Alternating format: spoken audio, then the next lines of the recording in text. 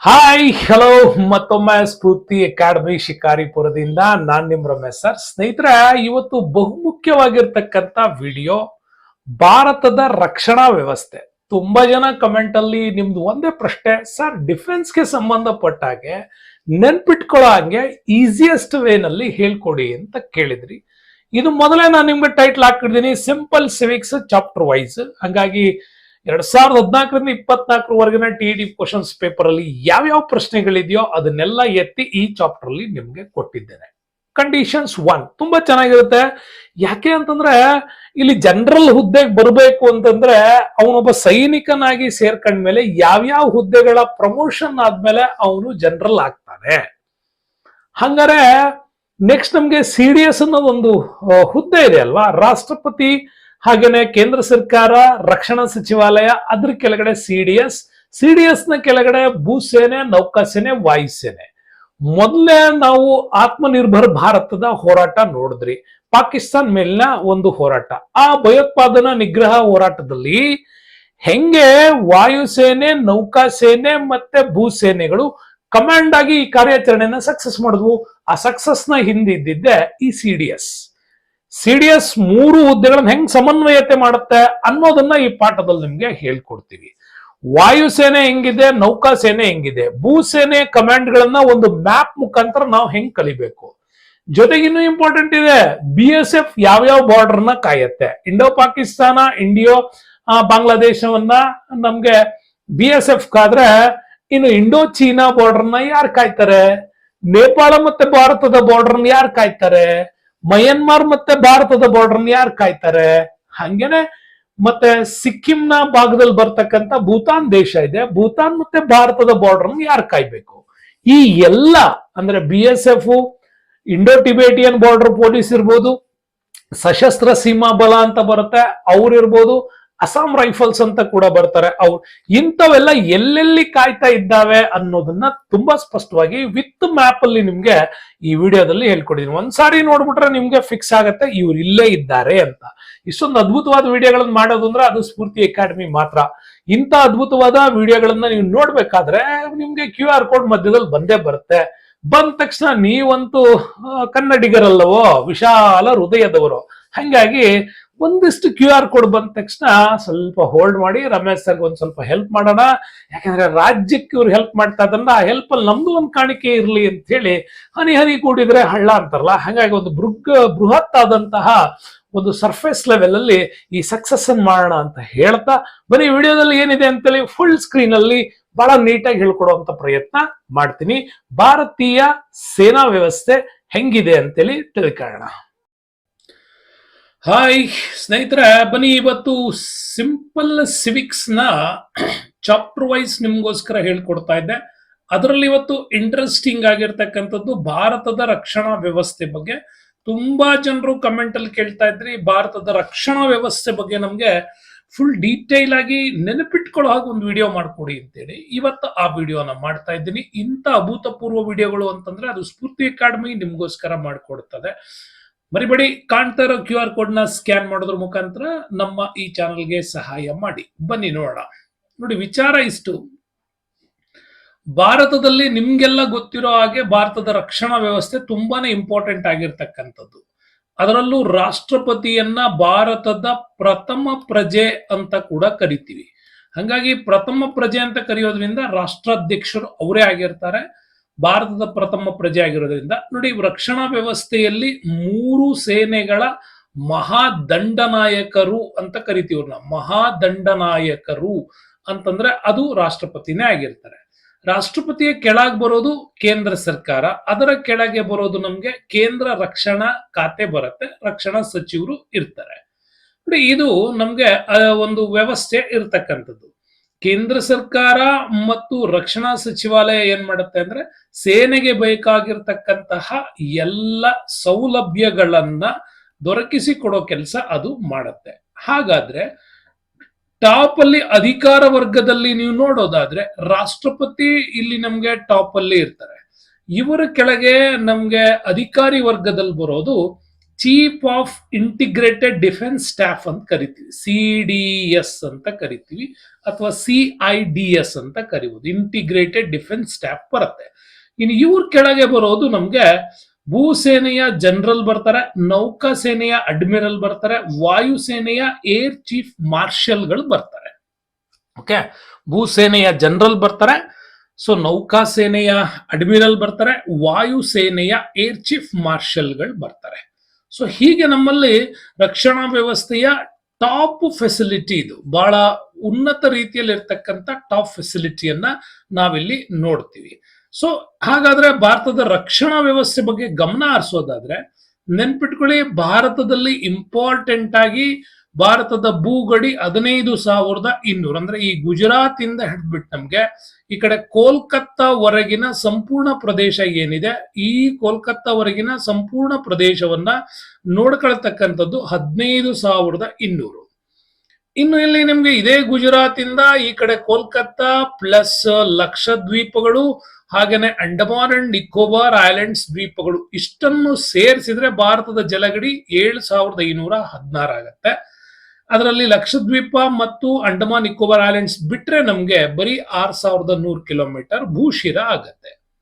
ಹಾಗಾಗಿ ಭಾರತದ ಸುತ್ತ ಇರೋ ದೇಶಗಳ ಜೊತೆ ನಮ್ಮ ಈ ಪ್ರೊಟೆಕ್ಷನ್ಸ್ ಕರೆಕ್ಟ್ ಆಗಿರ್ಬೇಕು.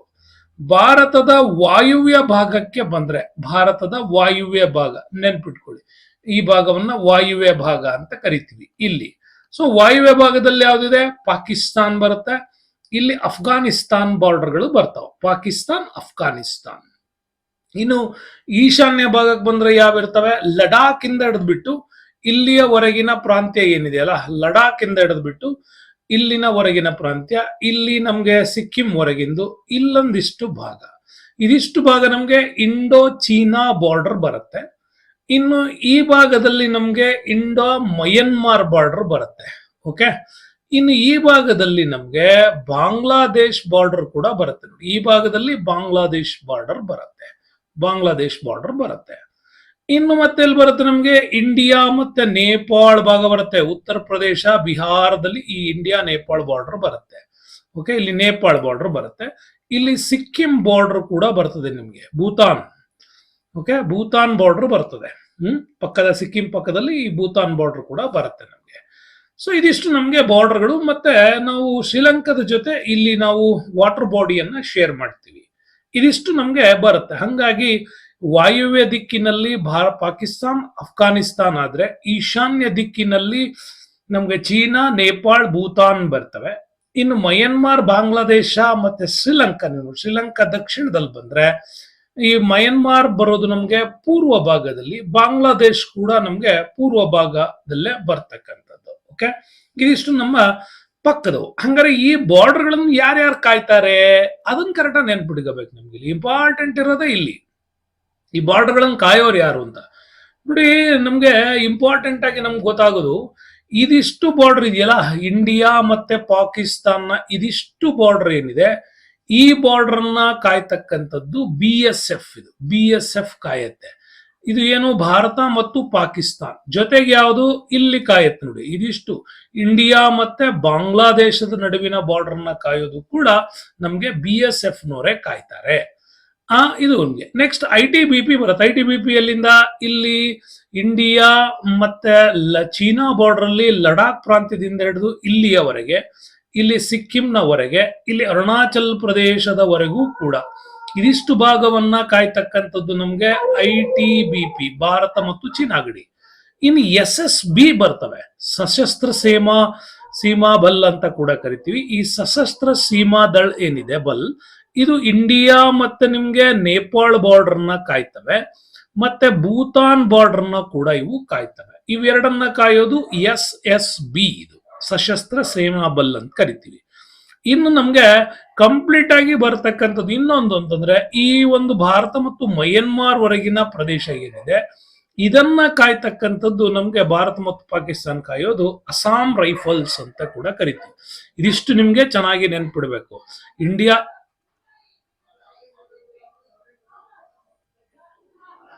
ಇಂಡಿಯಾ ಪಾಕಿಸ್ತಾನಲ್ಲಿ BSF, ಇಂಡಿಯಾ ಮತ್ತೆ ಅಫ್ಘಾನಿಸ್ತಾನದಲ್ಲಿ BSF. ಓಕೆ, ನೆಕ್ಸ್ಟ್ ಬರೋದು ಯಾವ್ದು ನಮ್ಗೆ, ಇಂಡಿಯಾ ಮತ್ತೆ ಚೀನಾಕ್ ಬರ್ತೀವಿ. ITBP, Indo Tibetan border police, Indo Tibetan border police, India China. SSB Sashastra Seema ಬಲ್, ಇಲ್ಲಿ ಬರುತ್ತೆ ನಮ್ಗೆ SSB Sashastra Seema Bal, India Nepal, India Bhutan.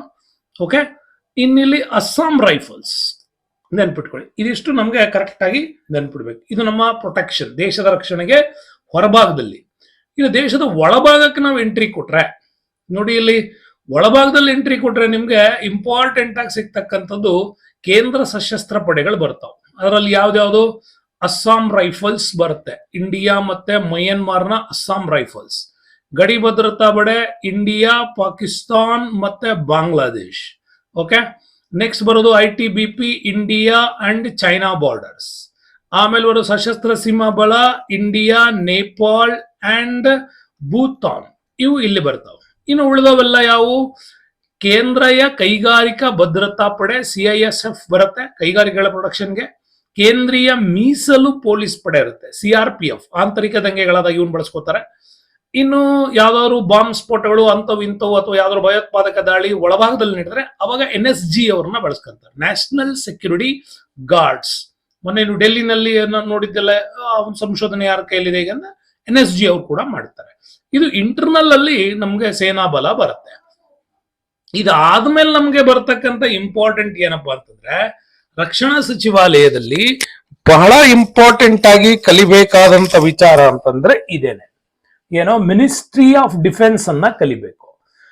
ರಕ್ಷಣಾ ಸಚಿವಾಲಯದ ಪ್ರಧಾನ ಕಚೇರಿ ಬರೋದು ನವದೆಹಲಿಯಲ್ಲಿ. ಇದರ ಮುಖ್ಯಸ್ಥರು ಯಾವಾಗಲೂ ರಕ್ಷಣಾ ಸಚಿವರೇ ಆಗಿರ್ತಾರೆ. ಭಾರತದ ಮೊಟ್ಟ ಮೊದಲ ರಕ್ಷಣಾ ಸಚಿವ ಯಾರು ಅಂದ್ರೆ ಬಲ್ದೇವ್ ಸಿಂಗ್. ಇಲ್ಲಿವರೆಗೆ ಕ್ಲಿಯರ್. ಹಂಗಾರೆ ರಕ್ಷಣಾ ಸಚಿವಾಲಯದ ಅಡಿಯಲ್ಲಿ ಬರತಕ್ಕಂಥವು ಯಾವುವು ಅಂತಂದ್ರೆ 5 ಪ್ರಮುಖ ಉತ್ಪಾದನಾ ಘಟಕಗಳು, ಸಂಶೋಧನಾ ಘಟಕಗಳು ಮತ್ತು ಇಲಾಖೆಗಳು ಬರ್ತವೆ. ಅದರಲ್ಲಿ ರಕ್ಷಣಾ ಇಲಾಖೆ ಬರುತ್ತೆ, ಅಂದ್ರೆ ಭೂಸೇನೆ, ನೌಕಾಸೇನೆ, ವಾಯುಸೇನೆ ಅಂತ ಕರಿತೀವಿ, 3 ಕೂಡ ಬರ್ತವೆ. ರಕ್ಷಣಾ ಉತ್ಪಾದನಾ ಇಲಾಖೆ ಅಂದ್ರೆ ಎಲ್ಲ ಇಂಡಸ್ಟ್ರಿಗಳು ಬರ್ತವೆ. ರಕ್ಷಣೆಗೆ ಇಲಾಖೆಗೆ ಬೇಕಾಗಿರ್ತಕ್ಕಂಥ ಬಾಂಬು, ಮಿಸೈಲ್ಗಳು, ಏರೋಪ್ಲೇನ್ ಇವೆಲ್ಲ ಬರೋದು ರಕ್ಷಣಾ ಉತ್ಪಾದನಾ ಇಲಾಖೆಗೆ ಬರ್ತವೆ. ಇನ್ನು ರಕ್ಷಣಾ ಸಂಶೋಧನೆ ಮತ್ತು ಅಭಿವೃದ್ಧಿ ಇಲಾಖೆ ಬರುತ್ತೆ, ಅಂದ್ರೆ DRDO ಅಂತ ಕರಿತೀವಿ. ನಮ್ಮಲ್ಲಿ ಇತ್ತೀಚೆಗೆ ನೋಡಿ ಎಲ್ಲ ಬ್ರಹ್ಮೋಸ್ ಕ್ಷಿಪಣಿಗಳ ಒಂದು ಸಂಶೋಧನೆ ಆಗಿದೆ. ಅಗ್ನಿಯಲ್ಲಿ 1, 2, 3, 4, 5 ತನಕ ಆಗಿದೆ. ಮಿಗ್ ಅಲ್ಲಿ 21, 22 ತನಕನೂ ಕೂಡ ಸೀರೀಸ್ಗಳು ನಡೀತಾ ಇದೆ. ಅಪಾಚೆಗಳು ಕೂಡ ಮಾಡ್ತಾ ಇದ್ವಿ. ಇದೆಲ್ಲ ಇಲ್ಲಿ ಸಂಶೋಧನಾ ಮತ್ತು ಅಭಿವೃದ್ಧಿ ಇಲಾಖೆಗೆ ಬರುತ್ತೆ. ಇನ್ನು ಮಾಜಿ ಸೈನಿಕರ ಕಲ್ಯಾಣ ಇಲಾಖೆ, ಸೈನಿಕರಿಗೆ ಸಂಬಂಧಪಟ್ಟಂತ ಅವರ ಪೂರ್ಣ ವೇತನದಿಂದ ಹಿಡಿದ್ಬಿಟ್ಟು ಮರಣ ಹೊಂದಿದಾಗ ಕೊಡ್ತಕ್ಕಂತಹ ಒಂದು ಅನುಮೋದನೆಗಳಿಂದ ಹಿಡಿದ್ಬಿಟ್ಟು ಅವೆಲ್ಲ ಸೆಕ್ಯೂರಿಟಿ ಮಾಡೋದು ಮಾಜಿ ಕಲ್ಯಾಣ ಸಚಿವರು. ಇನ್ ಲಾಸ್ಟ್ಗೆ ಮಿಲಿಟರಿ ವ್ಯವಹಾರ ಕಂಪ್ಲೀಟ್ ಆಗಿ ಎಕನಾಮಿಕಲ್ ಸ್ಟೇಟಸ್ ಅನ್ನ ನೋಡ್ಕೊಳ್ತಕ್ಕಂಥವ್ರು ಇವರು ಆಗಿರ್ತಾರೆ. ಇದು ರಕ್ಷಣಾ ಸಚಿವಾಲಯದ್ದು. ಇದಿಷ್ಟು ಕೂಡ ನೀವು ನೆನ್ಪಿಡ್ಬೇಕು. ನೆಕ್ಸ್ಟ್ ಯಾವ್ದು ಬರುತ್ತಿಲ್ಲಿ ಇಂಪಾರ್ಟೆಂಟ್ ಆಗಿ ಅಂದ್ರೆ, ನಾನ್ ನಿಮ್ಗಾಗ್ಲೇ ಹೇಳಿದೆ ಭೂಸೇನೆಯ ಮುಖ್ಯಸ್ಥರನ್ನ ಜನರಲ್ ಅಂತ ಹೇಳಿ ಕರೀತಾರೆ ಅಂತ. ಈ ಜನರಲ್ ಹುದ್ದೆಗೆ ಬರಬೇಕು ಅಂತಂದ್ರೆ ಮೊದಲು ಅವನು ಸೈನಿಕನಾಗಿ ಸೇರ್ಪಡೆ ಆಗ್ಬೇಕು. ಸೈನಿಕನಾಗಿ ಸೇರ್ಪಡೆ ಆದ್ರೆ ಅವನಿಗೆ ಲೆಫ್ಟಿನೆಂಟ್ ಮಾಡ್ತಾರೆ ಪ್ರಮೋಷನ್. ಅಂದ್ರೆ ಸೈನಿಕನಾಗಿ ಅವನು 14 ವರ್ಷ ಸೇವೆ ಕೊಡಬೇಕು. ಕಂಟಿನ್ಯೂ ಆಗ್ತಾನೆ ಅಂದ್ರೆ ಅವ್ನಿಗೆ ಇವೆಲ್ಲ ಸಿಗ್ತಾ ಹೋಗ್ತವೆ. ಲೆಫ್ಟಿನೆಂಟ್ ಆಗ್ಬೇಕು, ಆಮೇಲೆ ಕ್ಯಾಪ್ಟನ್ ಆಗ್ಬೇಕು, ಕ್ಯಾಪ್ಟನ್ ಆದ್ಮೇಲೆ ಮೇಜರ್, ಇಲ್ಲಿಂದ ಈ ಕಡೆ ಲೆಫ್ಟಿನೆಂಟ್ ಕರ್ನಲ್, ಕರ್ನಲ್, ಇದೆರಡು ಇಂಪಾರ್ಟೆಂಟ್. ಲೆಫ್ಟಿನೆಂಟ್ ಕರ್ನಲ್, ಕರ್ನಲ್, ಅದರ ಮಧ್ಯ ಬ್ರಿಗೇಡಿಯರು, ಅದಾದ್ಮೇಲೆ major general, lieutenant general, general ಮತ್ತೆ ಬ್ರಿಗೇಡಿಯರ್. ಇದು ಟಾಪ್ 4 ನ ಹುದ್ದೆಗಳಿವು. ಇವು 4: brigadier, major general, lieutenant general, general. ಇಡೀ ಸೇನೆಯನ್ನ ನೋಡ್ಕೊಳ್ತಕ್ಕಂಥವನು ಜನರಲ್. ಸೇವಾ ಪರಮೋ ಧರ್ಮ ಟ್ಯಾಗ್ ಲೈನ್ ಒಂದಿಗಿದೆ ಇದು. ಓಕೆ, 7 ಕಮಾಂಡ್ಗಳಿದೆ. ನಮ್ಮ ಇಡೀ ಸೇನೆಯನ್ನ 7 ಕಮಾಂಡ್ಗಳಾಗಿ ಮಾಡಿದ್ದಾರೆ. ಓಕೆ, ಈ ತರ 7 ಡಿಪಾರ್ಟ್ಮೆಂಟ್ಗಳಿವು, 7 ಕಮಾಂಡ್ಗಳು ಇರ್ತವೆ. ಈ ಕಮಾಂಡ್ಗಳನ್ನ ನೋಡ್ಕೊಳ್ಳೋನು ಯಾರು ಅಂತಂದ್ರೆ ಅವನು ಲೆಫ್ಟಿನೆಂಟ್ ಜನರಲ್ ಆಗಿರ್ತಾನೆ. ಅಂದ್ರೆ ನೋಡಿ, ಇವನು 2ನೇ ಹಂತದ ಬರ್ತಕ್ಕಂತ ಉಪ ಮುಖ್ಯಾಧಿಕಾರಿ ಆಗಿರ್ತಾನೆ, ಲೆಫ್ಟಿನೆಂಟ್ ಜನರಲ್.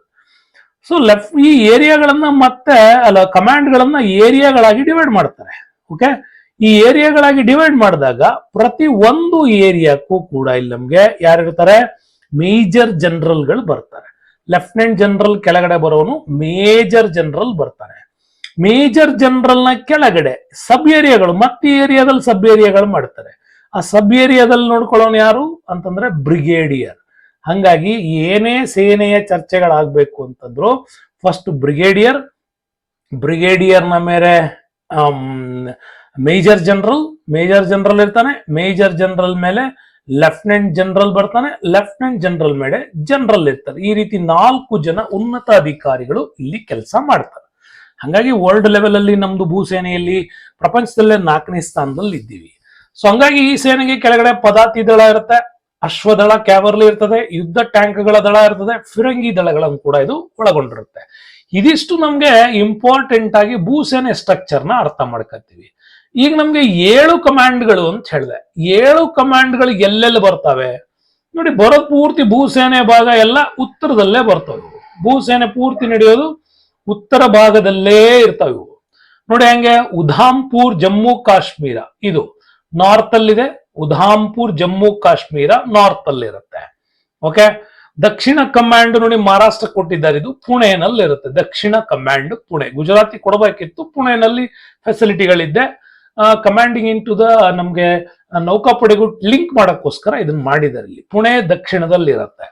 ಓಕೆ, ಈ ಕಡೆ ಪೂರ್ವ ಭಾಗಕ್ಕೆ ಕೋಲ್ಕತ್ತಾದಲ್ಲಿ ಪೂರ್ವ ಭಾಗ ಇದು. ಕೋಲ್ಕತ್ತಾದಲ್ಲಿ ನಮ್ಗೆ ಪೂರ್ವ ಕಮಾಂಡ್ ಇರುತ್ತೆ. ಪಶ್ಚಿಮ ಕಮಾಂಡ್ ಅಂದ್ರೆ ಈ ಭಾಗ ಪಶ್ಚಿಮ ನಮ್ಗೆ. ಸೊ ಹಾಗಾಗಿ ಪಶ್ಚಿಮ ಕಮಾಂಡ್ ಬರ್ತಕ್ಕಂಥದ್ದು ಚಾಂದಿ ಮಂದಿರ್ ಚಂಡೀಗಢದಲ್ಲಿ ಬರುತ್ತೆ. ಚಾಂದಿ ಮಂದಿರ್ ಚಂಡೀಗಢದಲ್ಲಿ ಈ ಪಶ್ಚಿಮ ಕಮಾಂಡ್ ಮಾಡಿದ್ದಾರೆ. ಇದು ಈಸ್ಟರ್ನ್ ಪಾರ್ಟ್ ಅನ್ನು ನೋಡ್ಕೊಳಕ್ಕೆ. ಓಕೆ, ಅಲ್ಲ ವೆಸ್ಟರ್ನ್ ಪಾರ್ಟ್ ಅನ್ನ ನೋಡ್ಕೊಳಕ್ಕೆ. ಈಸ್ಟರ್ನ್ ಪಾರ್ಟ್ ಗಳನ್ನ ನೋಡ್ಕೋಬೇಕು ಅಂದ್ರೆ ಕೋಲ್ಕತ್ತಾ ಇದೆ ಇಲ್ಲಿ ಅಲ್ವಾ. ಕೋಲ್ಕತ್ತಾ ಇದು ಈಸ್ಟರ್ನ್ ಪಾರ್ಟ್. ಸೌತ್ ಅಲ್ಲಿ ಇದು ಪುಣೆ ಪಾರ್ಟ್ ಅನ್ನ ಸೌತ್ ನೋಡ್ಕೊಳತ್ತೆ, ನಾರ್ತ್ ಪಾಯಿಂಟ್ ಇದು ನೋಡ್ಕೊಳತ್ತೆ. ಇವು 4 ಕರೆಕ್ಟ್ ಆಗಿ ನೆನ್ಪಿಡ್ಕೋಬೇಕು. ಉತ್ತರದಲ್ಲಿ ಜಮ್ಮು ಕಾಶ್ಮೀರ ಇದೆ, ಉಧಾಂಪುರ್. ಸೊ ದಕ್ಷಿಣದಲ್ಲಿ ಪುಣೆ ಇದೆ, ಸೊ ಮಹಾರಾಷ್ಟ್ರ. ಪೂರ್ವದಲ್ಲಿ ನಮ್ಗೆ ಕೋಲ್ಕತ್ತಾ, ವೆಸ್ಟ್ ಬೆಂಗಾಲ್. ಈ ಕಡೆ ಪಶ್ಚಿಮದಲ್ಲಿ ಚಾಂದಿ ಮಂದಿರ್ ಚಂಡೀಗಢ. ಇವು 4 ಆದ್ಮೇಲೆ ವೆರಿ ಇಂಪಾರ್ಟೆಂಟ್ ವಾಯುವ್ಯ ಭಾಗ. ಇಲ್ಲಿ ಸ್ವಲ್ಪ ಇಂಡೋ ಪಾಕಿಸ್ತಾನ್ ಬಾರ್ಡರ್ ಬರೋದ್ರಿಂದ ವಾಯು ಭಾಗ. ಇಲ್ಲಿ ರಾಜಸ್ಥಾನದ ಜೈಪುರ್ಗೂ ಒಂದು ಕಾಂಟಜೆಂಟ್ ಕಮಾಂಡ್ ಅನ್ನ ಕೊಟ್ಟಿದ್ದಾರೆ, ಜೈಪುರ್ಗೆ. ಮತ್ತೆ ಈ ಕಡೆ ಇಂಡೋ ಟಿಬೇಟಿಯನ್ನು ಮತ್ತೆ ಸಶಸ್ತ್ರ ಸೀಮಾ ಬಲ್ ಇರೋದ್ರಿಂದಾಗಿ ಲಕ್ನೋದಲ್ಲಿ ಕೂಡ ಒಂದು ಕೊಡ್ತಾರೆ. ಲಕ್ನೋದಲ್ಲಿ ಕೂಡ ಒಂದು ಕೇಂದ್ರ ಕಮಾಂಡ್ ಕೊಟ್ಟಾರೆ. ಇವೆಲ್ಲವಕ್ಕೂ ತರಬೇತಿ ಕೊಡೋದು ಮಧ್ಯಪ್ರದೇಶದಲ್ಲಿದೆ. ನೆನ್ಪಿಟ್ಕೊಳ್ಳಿ, ಮಧ್ಯಪ್ರದೇಶದಲ್ಲಿದೆ. ಹಾಗಾಗಿ ಇವು 3 ನೆನ್ಪಿಟ್ಕೋಬೇಕು. ಮಧ್ಯಪ್ರದೇಶದಲ್ಲಿ ತರಬೇತಿ ಕಮಾಂಡ್ ಇದೆ. ವಾಯುವ್ಯ ಜೈಪುರದಲ್ಲಿ ಬರ್ತಕ್ಕಂಥದ್ದು ವಾಯುವ್ಯ ಕಮಾಂಡ್. ಈ ಕಡೆ ಲಕ್ನೋದಲ್ಲಿ ಬರ್ತಕ್ಕಂಥದ್ದು ನಮ್ಗೆ ಯಾವುದು, ಈ ಕಡೆ ಕೇಂದ್ರ ಕಮಾಂಡ್ ಕೂಡ ಬರುತ್ತೆ. ತರಬೇತಿ ಕಮಾಂಡ್ ಬರೋದು ಮಹಾರಾಷ್ಟ್ರದಲ್ಲಿ. ಇವು 4 ಕಮಾಂಡ್ಗಳು ನೋಡಿ. ಇದೇ ಸಂಬಂಧಪಟ್ಟಂಗೆ 2021 ಪ್ರಶ್ನೆಗಳಿದಾವೆ. ಉತ್ತರ ಕಮಾಂಡ್ ಅಂದ ತಕ್ಷಣ ನೀವು ಈಗ ಹಾಕ್ಬಿಡ್ತೀರಿ. ನಾರ್ತ್ ಅಲ್ಲಿರೋದು ಯಾವುದು, ಉಧಾಂಪುರ್. ಹೌದಾ. ದಕ್ಷಿಣ ಕಮಾಂಡ್ ಅಂದ ತಕ್ಷಣ ಹಾಕ್ಬಿಡ್ಬೋದು, ಪುಣೆ ಮಹಾರಾಷ್ಟ್ರ ಸೌತಿಗೆ ಬರುತ್ತೆ. ಸೊ ಕೇಂದ್ರ ಕಮಾಂಡ್ ಅಂದ ತಕ್ಷಣ ನಿಮ್ಗೆ ಲಕ್ನೋಕ್ ಹೋಗ್ತೀರಾ, ಕೇಂದ್ರ ಕಮಾಂಡ್ ಲಕ್ನೋಗ್ ಬರ್ತೀರಾ. ತರಬೇತಿ ಕಮಾಂಡ್ ಎಲ್ಲಿದೆ, ಮಾವ್ ಮಧ್ಯಪ್ರದೇಶ ತರಬೇತಿ ಕಮಾಂಡ್. ಸೊ ಈ ರೀತಿಯಲ್ಲಿ ಹಾಕ್ಬಿಟ್ರೆ ನಿಮ್ಗೆ ಸೊ ಎಗೆ 3, ಬಿಗೆ 1, ಸಿಗೆ 4, ಡಿಗೆ 2. ಇದು ನಿಮ್ಗೆ ಆನ್ಸರ್ ಆಗುತ್ತೆ. 2021ರಲ್ಲಿ ಈ ಪ್ರಶ್ನೆನ ಕೇಳಿದ್ದಾರೆ, ನೆನಪಿಟ್ಕೊಳ್ಳಿ. ಹಾಗಾಗಿ ಇದು ಇಂಪಾರ್ಟೆಂಟ್ ಆಗಿರ್ತಕ್ಕಂಥ ಕ್ವಶನ್ಸ್ ನಮ್ಗೆ ಆಗತ್ತೆ ಇದು. ಓಕೆ, ಸೊ ನೆಕ್ಸ್ಟ್ ಕಮಾಂಡ್ಗಳಾದ್ಮೇಲೆ ನಮ್ಗೆ ತರಬೇತಿ ಕೇಂದ್ರಗಳು ಅಂತ ಇದ್ದಾವಿಲ್ಲಿ. ತರಬೇತಿ ಕೇಂದ್ರಗಳು ಒಂದು ನ್ಯಾಷನಲ್ ಡಿಫೆನ್ಸ್ ಅಕಾಡೆಮಿ ಕಡಕಾವಾಸ್ಲಾ ಪುಣೆನಲ್ಲಿ ಬರುತ್ತೆ. ಅದಕ್ಕೋಸ್ಕರ ಹೇಳೋದು ಪುಣೆನಲ್ಲಿ ನಿಮ್ಗೆ ಇಲ್ಲಿ ನಾವು ಹೇಳಿರ್ತಕ್ಕಂಥದ್ದು ಸೌತ್ ನ ಸೆಂಟ್ರಲ್ ಕಮಾಂಡ್ ಆಗಿರೋದ್ರಿಂದ ಇಲ್ಲಿ ನಮ್ಗೆ ವೆರಿ ಇಂಪಾರ್ಟೆಂಟ್ ಆಗಿ ನ್ಯಾಷನಲ್ ಡಿಫೆನ್ಸ್ ಅಕಾಡೆಮಿಗೆ ಬೇಕಾಗಿರ್ತಕ್ಕಂಥ ವ್ಯವಸ್ಥೆ ಮಾಡಿದ್ದಾರೆ. ರಕ್ಷಣಾ ಸೇವೆಗಳ ಸಿಬ್ಬಂದಿ ಕಾಲೇಜ್ ಇದೆ, ಅದು ವೆಲ್ಲಿಂಗ್ಟನ್ ತಮಿಳುನಾಡಲ್ಲಿ ಕೊಟ್ಟಿದ್ದಾರೆ. ರಕ್ಷಣಾ ಸೇವೆಗಳ ಸಿಬ್ಬಂದಿ, ಆ ಸಿಬ್ಬಂದಿಗಳಿಗೆ ತರಬೇತಿ ಕೊಡೋದಕ್ಕೆ ಕಾಲೇಜ್ ಇದು. ಭಾರತೀಯ ಮಿಲಿಟರಿ ಅಕಾಡೆಮಿ ಬರೋದು ಡೆಹ್ರಾಡೂನ್ ಉತ್ತರಾಖಂಡದಲ್ಲಿ ಮಿಲಿಟರಿ ಅಕಾಡೆಮಿ ಬರುತ್ತೆ.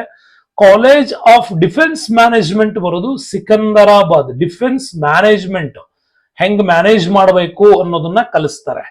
ನೆಕ್ಸ್ಟ್ ರಾಷ್ಟ್ರೀಯ ರಕ್ಷಣಾ ಕಾಲೇಜು.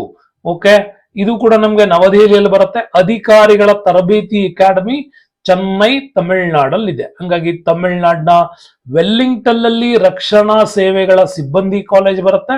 ಅಧಿಕಾರಿಗಳ ತರಬೇತಿ ಅಕಾಡೆಮಿ ಕೂಡ ತಮಿಳುನಾಡಲ್ಲಿ ಬರ್ತವೆ. ಇನ್ನು ಭಾರತೀಯ ಮಿಲಿಟರಿ ಅಕಾಡೆಮಿ ಡೆಹ್ರಾಡೂನ್ ಅಲ್ಲಿ ಬರುತ್ತೆ. ರಾಷ್ಟ್ರೀಯ ರಕ್ಷಣಾ ಕಾಲೇಜು ಕೂಡ ನಮ್ಗೆ ನವದೆಹಲಿಯಲ್ಲಿ ಬರುತ್ತೆ. ಇದಿಷ್ಟು ಕೂಡ ನಿಮ್ಗೆ ಕರೆಕ್ಟ್ ಆಗಿ ನೆನ್ಪಿಡ್ಕೋಬೇಕಾಗತ್ತೆ. ಹಾಗಾಗಿ ರಕ್ಷಣಾ ವ್ಯವಸ್ಥೆಯಲ್ಲಿ ಇದು ಇಂಪಾರ್ಟೆಂಟ್ ಆಗಿ ನಮ್ಗೆ ಸಿಗ್ತಕ್ಕಂಥದ್ದಾಯ್ತು. ಸೊ ನೆಕ್ಸ್ಟ್ ಬರೋಣ ನೌಕಾ ಸೇನೆ ಬಗ್ಗೆ. ನೌಕಾಸೇನೆ ಇದು ಒಂದು ನಿಮ್ಗೆ ಕರೆಕ್ಟ್ ಆಗಿ ಶಂಶೋ ಶಂನೋ ವರುಣ ಅಂತ ಒಂದು ಸ್ಟೇಟ್ಮೆಂಟ್ ಬರುತ್ತೆ. ಜಲದೇವನಾದ ವರುಣನು ನಮ್ಮನ್ನು ರಕ್ಷಿಸಲಿ, ಆಶೀರ್ವದಿಸಲಿ ಅಂತ. ಇದ್ರದ್ದು ಕೇಂದ್ರ ಕಚೇರಿ ನವದೆಹಲಿನೇ. ಮುಖ್ಯಸ್ಥ ಯಾರಾಗಿರ್ತಾರೆ? ಅಡ್ಮಿರಲ್ ಆಗಿರ್ತಾನೆ. ಅಡ್ಮಿರಲ್ ಕೆಳಗೆ ಬರೋನು ಯಾರು? Vice admiral. ಅವನ್ ಕೆಳಗಡೆ ರಿಯಲ್ ಅಡ್ಮಿರಲ್. ನೋಡು, admiral, vice admiral, real admiral, ಆಮೇಲೆ commodore, captain, commander, lieutenant commander. Commander ಕೆಳಗಡೆ ಲೆಫ್ಟಿನೆಂಟ್ ಕಮಾಂಡರ್, ಲೆಫ್ಟಿನೆಂಟ್ ಕೆಳಗಡೆ ಸಬ್ ಲೆಫ್ಟಿನೆಂಟ್. ಹಿಂಗೆ ನೆನ್ಪಿಡ್ಕೋಬೇಕು ನೀವು. ಅವ ನಮ್ಗೆ ಕರೆಕ್ಟ್ ಆಗಿ ನೆನಪಿರ್ತಾವ ಇವು. ನೋಡಿ, 3 ಕಮಾಂಡ್ಗಳು ಇದಾವೆ ನಮ್ಮಲ್ಲಿ. ವೈಸ್ ಅಡ್ಮಿರಲ್ ಅದನ್ನ ನೋಡ್ಕೊಳ್ತಾನೆ. ವರ್ಲ್ಡ್ ಅಲ್ಲಿ 7ನೇ ಪ್ರಮುಖವಾಗಿರ್ತಕ್ಕಂಥ ಸ್ಥಾನದಲ್ಲಿ ನಮ್ಮ ನೌಕಾಪಡೆ ಇದೆ. ವೆಸ್ಟರ್ನ್ ಸೈಡ್ ಅಲ್ಲಿ ಮುಂಬೈ ಬರುತ್ತೆ. ನೋಡಿ, ಇಂಡಿಯಾ ಮ್ಯಾಪ್ ಅಲ್ಲಿ ಬರೋಂಗೆ ವೆಸ್ಟರ್ನ್ ಪಾರ್ಟ್ ಇದು ಮುಂಬೈಯಲ್ಲಿ ಬರುತ್ತೆ. ಸೊ ಪೂರ್ವದಲ್ಲಿ ಬಂತಂದ್ರೆ ವಿಶಾಖಪಟ್ಟಣಂ, ವೈಜಾಗ್, ವಿಶಾಖಪಟ್ಟಣಂ ಆಂಧ್ರ ಪ್ರದೇಶದಲ್ಲಿ ಬರುತ್ತೆ. ಮುಂಬೈ ಮತ್ತೆ ಆಂಧ್ರ ಪ್ರದೇಶ. ಸೌತ್ ಅಲ್ಲಿ ಬಂದ್ರೆ ಕೊಚ್ಚಿನ್ ಬರುತ್ತೆ. ಹಾಗಾಗಿ ಪೂರ್ವ ಮತ್ತೆ ಪಶ್ಚಿಮ ಕಮಾಂಡ್ಗಳು ಕಾರ್ಯಾಚರಣೆಗೆ ಬೇಕಾಗಿರೋ ವ್ಯವಸ್ಥೆಯನ್ನು ರೆಡಿ ಮಾಡ್ಕೊಳ್ತವೆ. ಈ ದಕ್ಷಿಣದಲ್ಲಿ ಬರೋ ಕೊಚ್ಚಿನ್ ನಲ್ಲಿ ಏನ್ ಮಾಡ್ತಾರೆ? ತರಬೇತಿ ಕೂಡ ಕೊಡ್ತಾರೆ. ಹಾಗಾಗಿ ಡಿಸೆಂಬರ್ 4 ಯಾವಾಗ್ಲೂ ನಮ್ಮಲ್ಲಿ ಭಾರತೀಯ ನೌಕಾಪಡೆಯ ದಿನ. ಓಕೆ, ಕೊನೆಯ ತಿಂಗಳ 4ನೇ ತಾರೀಕು ನಮ್ಮಲ್ಲಿ ನೌಕಾಪಡೆ ದಿನವನ್ನ ಆಚರಣೆ ಮಾಡ್ತೀವಿ ಅಂತ ನೆನ್ಪಿಟ್ಕೊಳ್ಳಿ. ಹಂಗಾಗಿ ಜನವರಿಯಲ್ಲಿ ಭೂಸೇನೆ ಮಾಡ್ತೀವಿ, ಲಾಸ್ಟ್ ಅಲ್ಲಿ ನೌಕಾ ಸೇನೆ ಮಾಡ್ತೀವಿ. ಜನವರಿ 15 ಭೂಸೇನೆ ಮಾಡಿದ್ರೆ ಡಿಸೆಂಬರ್ 4 ನೌಕಾ ಸೇನೆ ಮಾಡ್ತೀವಿ. ಫಸ್ಟ್ ಲಾಸ್ಟ್ ತಿಂಗಳು ನೆನ್ಪಿಟ್ಕೊಂಡ್ಬಿಡಿ, ಜನವರಿ ಡಿಸೆಂಬರ್. ಓಕೆ, ಸೊ ನೆಕ್ಸ್ಟ್ ಬಂದ್ರೆ ನಮ್ಗೆ ಭಾರತೀಯ ನೌಕಾಪಡೆಯಲ್ಲಿ 2 ಫ್ಲೀಟ್ ಗಳನ್ನು ಮಾಡಿದ್ದಾರೆ. ಪಶ್ಚಿಮ ಫ್ಲೀಟ್ ಮುಂಬೈಯಲ್ಲಿದೆ, ಪೂರ್ವ ಫ್ಲೀಟ್ ವಿಶಾಖಪಟ್ಟಣಂ ಇದೆ. ಯಾಕೆ ಅಂತಂದ್ರೆ ಈ 2 ಫ್ಲೀಟ್ ಗಳಲ್ಲೂ ಹಡಗುಗಳನ್ನ ಸ್ಟಾಕ್ ಮಾಡಿ ಇಡ್ತಾರೆ. ಯಾವುದೇ ರೀತಿ ಯುದ್ಧಗಳು ಬಂದ್ರೆ ಇಲ್ಲಿ ಮಾಡಕ್ಕೆ. ಕೊಚ್ಚಿನ್ನು ತರಬೇತಿ. ಹಂಗಾಗಿ ಭಾರತೀಯ ನೌಕಾಪಡೆ ಯುದ್ಧ ನೌಕೆಗಳು INS ಶಿವಾಲಿಕ್ ಇರುತ್ತೆ, INS ಗೋದಾವರಿ ಇರುತ್ತೆ, INS Trishul, INS Brahmaputra. INS ಅಂದ್ರೆ ಇಂಡಿಯನ್ ನೇವಲ್ ಶಿಪ್ಸ್ ಅಂತ ಕರಿತೀವಿ. ಇವೆಲ್ಲ ಹೆಂಗೆ ಅಂತಂದ್ರೆ ದೊಡ್ಡ ಹಡಗುಗಳು, ಇವುಗಳ ಮೇಲೇನೆ ವಿಮಾನಗಳು ಹಾರೋಕೆ, ಆಮೇಲೆ ಕ್ಷಿಪಣಿಗಳನ್ನ ಹಾರೋದಕ್ಕೆ, ಜಲಾಂತರ್ಗಾಮಿ ನೌಕೆಗಳನ್ನ ಹಾರಿಸೋದಕ್ಕೆ, ಇದಕ್ಕೆಲ್ಲ ವ್ಯವಸ್ಥೆಯನ್ನು ಇಲ್ಲಿ INS ಗಳು ಅಂತ ಕರಿತೀವಿ. ಇಂಡಿಯನ್ ನೇವಲ್ ಶಿಪ್ಸ್ ಅಂತ ಕೂಡ ಇದನ್ನ ಕರಿತೀವಿ. ಹಂಗಾರೆ ಇಂಡಿಯನ್ ನೇವಲ್ ಶಿಪ್ಸ್ ಗೆ ಸಂಬಂಧಪಟ್ಟಂತ ಇಂಪಾರ್ಟೆಂಟ್ ಮ್ಯಾಟರ್ಗಳನ್ನ ಇಲ್ಲಿ ತಿಳ್ಕೋಬೇಕು. ಏನೋ, ಹಿಂದೂಸ್ತಾನ್ ಶಿಪ್ ಯಾರ್ಡ್ ಲಿಮಿಟೆಡ್ ಅಂದ್ರೆ ಹಡಗನ್ನ ನಿರ್ಮಾಣ ಮಾಡುವಂತಹ ಕೇಂದ್ರ, ಹಡಗು ಕಟ್ಟುವ ಕೇಂದ್ರ ವಿಶಾಖಪಟ್ಟಣಂ ಅಲ್ಲಿದೆ. ಯಾಕೆ ವಿಶಾಖಪಟ್ಟಣಂ ಅಲ್ಲಿ ಮಾಡ್ತಾರೆ ಅನ್ನೋದು ಕೂಡ ನಿಮ್ಗೆ ನೆನಪಿರ್ಲಿ. ಇಲ್ಲಿ ಎದುರುಗಡೆ ಒಂದು ಸಣ್ಣ ಬೆಟ್ಟ ಇರೋದ್ರಿಂದ ಯಾವುದೇ ರೀತಿ ಸಮುದ್ರದ ಸುನಾಮಿಗಳು, ಯಾವುದೇ ಅಲೆಗಳು ಬಂದ್ರು ಈ ಹಡಗುಗಳು ನಾಶ ಆಗಲ್ಲ. ಹಂಗಾಗಿ ಹಿಂದೂಸ್ತಾನ್ ಶಿಪ್ ಯಾರ್ಡ್ ಬರೋದು ವಿಶಾಖಪಟ್ಟಣಂ ಅಲ್ಲಿ. ಮಜ್ಗಾಂವ್ ಡಕ್ ಯಾರ್ಡ್ ಮುಂಬೈಯಲ್ಲಿ ಕೂಡ ಬರ್ತದೆ. ಓಕೆ, ಕೇಂದ್ರಗಳು ಇವೇನೆ ನೌಕಾಪಡೆಗೆ. ಇಲ್ಲಿ ಕೊಚ್ಚಿನಲ್ಲಿ ತರಬೇತಿ, ಇವೆರಡು ಸ್ಟಾಕೆಡ್. Next Garden Reach ship builder engineers limited ಕೋಲ್ಕತ್ತಾದಲ್ಲಿ ಬರುತ್ತೆ. ಕೊಚ್ಚಿನ್ ಶಿಪ್ ಯಾರ್ಡ್ ಕೊಚ್ಚಿನಲ್ಲಿ ಬರುತ್ತೆ. ಗೋವಾ ಶಿಪ್ ಯಾರ್ಡ್ ವಾಸ್ಕೋಡಿಗಾಮ ಗೋವಾದಲ್ಲಿ ಬರುತ್ತೆ. ಹಂಗಾಗಿ ಇವು 3 ಕರೆಕ್ಟ್ ನೆನ್ಪಿಟ್ಕೊಂಡ್ಬಿಡಿ. ಒಂದು ಮುಂಬೈ, ಇನ್ನೊಂದು ಕೋಲ್ಕತ್ತಾ, ಇನ್ನೊಂದು ಕೊಚ್ಚಿನ್. ಇವು 3 ಕಡೆ ಕಟ್ತಾರೆ. ಅದು ಬಿಟ್ರೆ ಇನ್ನೆಲ್ಲಿ ಕಟ್ತಾರೆ? ಮೇಲೆ ಕೋಲ್ಕತ್ತಾದಲ್ಲಿ ಮತ್ತೆ ಈ ಕಡೆ ಗೋವಾದಲ್ಲಿ ನಿರ್ಮಾಣ ಮಾಡಲಾಗತ್ತೆ. ಇವೆರಡು ನೆನ್ಪಿಟ್ಕೊಂಡ್ಬಿಟ್ರೆ 5 ಹಡಗು ನಿರ್ಮಾಣ ಕೇಂದ್ರಗಳು ನಮ್ಮಲ್ಲಿ ಇದಾವೆ. ತರಬೇತಿ ಕೂಡ ಕೇಳಿದೆ, ನೌಕಾಪಡೆ ತರಬೇತಿ ಕೇಂದ್ರಗಳು ಆಟೋಮೆಟಿಕ್ಲಿ ನಿಮ್ಗೆ ಕೊಚ್ಚಿನಲ್ಲಿ ಇದಾವೆ ಅಂತ ಗೊತ್ತು. ಎಲ್ಲೆಲ್ಲಿ ಬರ್ತವೆ? ಕೇರಳದ ಬಾರ್ಡರ್ ಅಲ್ಲಿ ಇಂಡಿಯನ್ ನೇವಲ್ ಅಕಾಡೆಮಿ ಎಜಿಮುಲಾ ಕೇರಳದಲ್ಲಿ ಬರುತ್ತೆ. ಇನ್ನೊಂದು ಶಾತವಾಹನ, INS ಶಾತವಾಹನ ಅಂದ್ರೆ ಗೊತ್ತಾಗುತ್ತೆ, ಆಂಧ್ರ ಪ್ರದೇಶ್. INS ಚಿಲ್ಕಾ ಅಂದ್ರೆ ಸರೋವರದ ನಿಮ್ಗೆ ನೆನಪಿರುತ್ತೆ, INS ಚಿಲ್ಕಾ ಒಡಿಶಾ. INS ಶಿವಾಜಿ ಅಂದ ತಕ್ಷಣ ನಿಮಗೆ ನೆನಪಾಗಬೇಕು ಮರಾಠ, ಮಹಾರಾಷ್ಟ್ರ, ಲೋನಾವಾಲಾದಲ್ಲಿ ಇದೆ. INS Shivaji Lonavala, INS Chilka ಚಿಲ್ಕಾದಲ್ಲಿದೆ, INS Satavahana. ಇವೆಲ್ಲ ಅಲ್ಲಿ ತರಬೇತಿಯನ್ನ ಕೊಡ್ಲಾಗುತ್ತೆ, ಹೆಂಗೆ ಇವುಗಳನ್ನ ಆಪರೇಟ್ ಮಾಡಬೇಕು ಅಂತ. ಹಾಗಾಗಿ ಇಂಥ ಅದ್ಭುತ ವಿಡಿಯೋಗಳು ಬಂದಾಗ ಸ್ವಲ್ಪ ಶೇರು, ಲೈಕ್ ಜೊತೆಗೆ ಗೂಗಲ್ ಪೇ ಮಾಡೋದನ್ನ ಮರಿಬಾರದು. ನೆಕ್ಸ್ಟ್ ಬರೋಣ, ಭಾರತೀಯ ವಾಯುಪಡೆಗೆ ಸಂಬಂಧಪಟ್ಟಂಗೆ. ಭಾರತೀಯ ವಾಯುಪಡೆಯಲ್ಲಿ ನಭಸ್ಪರ್ಶಂ ದೀಪ್ತಂ ಅಂತ ಕರಿತೀವಿ. ಆಕಾಶವನ್ನು ವೈಭವದಿಂದ ಸ್ಪರ್ಶಿಸಿ ಅನ್ನೋದು. ಕೇಂದ್ರ ಕಚೇರಿ ನವದೆಹಲಿಯಲ್ಲಿ ಇರುತ್ತೆ. ಮುಖ್ಯಸ್ಥ ಏರ್ ಚೀಫ್ ಮಾರ್ಷಲ್ ಇರ್ತಾರೆ. ಅಕ್ಟೋಬರ್ 8 ವಾಯುಪಡೆಯ ಒಂದು ದಿನವನ್ನಾಗಿ ಆಚರಿಸ್ತೀವಿ. ನೆನ್ಪಿಟ್ಕೊಳ್ಳಿ, ವಾಯುಪಡೆಯ ದಿನವನ್ನ ಯಾವಾಗ? ಅಕ್ಟೋಬರ್ ಅಲ್ಲಿ. ಜನವರಿ 15 ಭೂಸೇನೆ, ಹೌದಾ? ಡಿಸೆಂಬರ್ 4 ಲಾಸ್ಟ್ ತಿಂಗಳಲ್ಲಿ ನೌಕಾಸೇನೆ. ಇದ್ರ ಮಧ್ಯ ಅಕ್ಟೋಬರ್ ಅಲ್ಲಿ ಯಾವ್ದನ್ನ ಅಕ್ಟೋಬರ್ 8 ಏನ್ ಮಾಡ್ತೀವಿ? ಭಾರತೀಯ ವಾಯುಪಡೆ 15, 8, 4 ಅಂತ ಕೂಡ ನೆನ್ಪಿಟ್ಕೊಳ್ಳಿ. ಜನವರಿ, ಡಿಸೆಂಬರ್, ಮಧ್ಯದಲ್ಲಿ ಅಕ್ಟೋಬರ್. ಓಕೆ, ಮಧ್ಯದಲ್ಲಿ ಬರೋದೇ ವಾಯುಸೇನೆ. ಇವ್ ಒಂದ್ ನೆನ್ಪಿಟ್ಕೊಂಡ್ಬಿಟ್ರೆ ಆಯ್ತು. ಇದ್ರ ಮೇಲೆ ನೌಕಾ ಜನರಲ್ ಇರ್ತಾನೆ, ಈ ಕಡೆ ಅಡ್ಮಿರಲ್ ಇರ್ತಾನೆ ಅಂತ. ಹಂಗಾಗಿ ತರಬೇತಿ ಕೇಂದ್ರಗಳು ಬೆಂಗಳೂರಿನ HAL ಇದೆ, ಮತ್ತೆ ಹೈದರಾಬಾದ್ ಅಲ್ಲಿ ಕೂಡ ಭಾರತೀಯ ವಾಯುಪಡೆ ಇದೆ. ಆಡಳಿತ ಮತ್ತು ತಂತ್ರಜ್ಞಾನ ತರಬೇತಿ ಬೆಂಗಳೂರು ಮತ್ತೆ ಕೊಯಮತ್ತೂರಲ್ಲಿ ಬರುತ್ತೆ. ವಾಯುಪಡೆ ಜಗತ್ತಲ್ಲಿ 3ನೇ ಸ್ಥಾನದಲ್ಲಿದ್ದೀವಿ. ನೌಕಾಪಡೆಯಲ್ಲಿ 4ನೇ ಸ್ಥಾನದಲ್ಲಿದ್ದೀವಿ.